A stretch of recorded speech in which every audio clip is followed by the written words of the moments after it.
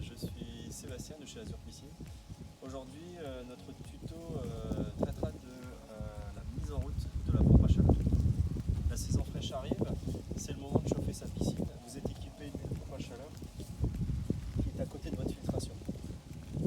Des conseils, quand est-ce qu'on met en route sa pompe à chaleur? Idéalement en début de saison fraîche jusqu'à la fin de la saison fraîche. On l'allume et on ne l'éteint pas pour éviter des surconsommations d'énergie. La pompe à chaleur est faite pour être utilisée en continu, idéalement vers la fin avril jusqu'à la fin septembre. Pour brancher votre pompe à chaleur, la première chose, c'est regarder que le disjoncteur de la pompe à chaleur est bien enclenché. Dans votre tableau électrique, vous regardez que le levier est bien monté. Ensuite, on regarde la position des vannes que vous avez actuellement dans le local technique. Idéalement, il faut ouvrir la vanne chauffage. La vanne chauffage doit normalement, si la pompe à chaleur n'est pas en route, être à l'horizontale. Vous ouvrez cette vanne là et le retour chauffage également, qui est la deuxième vanne qui est rouge, qui doit se mettre aussi dans le sens des tuyaux. Idéalement, faites cette opération, la filtration éteinte. C'est plus facile pour régler les vannes, on est sûr au moins qu'il ne se passera rien. Ensuite, une fois que les vannes sont bien dans le sens de la marche de l'eau, vous allumez votre filtration. Deuxième étape, mise en route de la pompe à chaleur. On va se rapprocher du panneau de configuration et on va allumer la pompe à chaleur avec le bouton on-off. Ça, c'est la deuxième étape. On va pouvoir régler aussi la température en fonction de ce qu'on souhaite avoir comme température dans le bassin. On peut monter jusqu'à 31-35 degrés suivant certains modèles. Et par les simples touches montée-descente, on va pouvoir voir à quelle température est l'eau actuellement. Et en pressant le bouton de la flèche, on va monter ou descendre la température.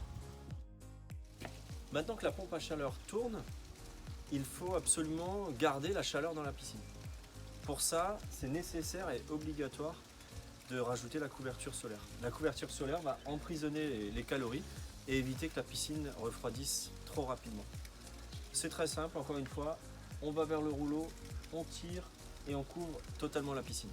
Allez, c'est parti.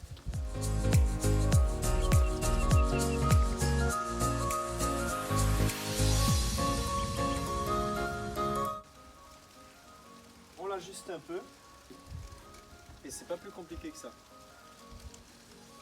C'est important de mettre vraiment la couverture solaire pour, comme je l'ai dit avant, emprisonner les calories et faire en sorte que la piscine chauffe plus facilement. Et idéalement, vous la remettez à chaque baignade. Cette opération est très importante aussi. Le soir, c'est là qu'on perd le plus de calories et c'est là qu'il faut absolument mettre la couverture solaire. Une fois ces opérations faites, de temps en temps, faites quand même de la maintenance sur votre pompe à chaleur.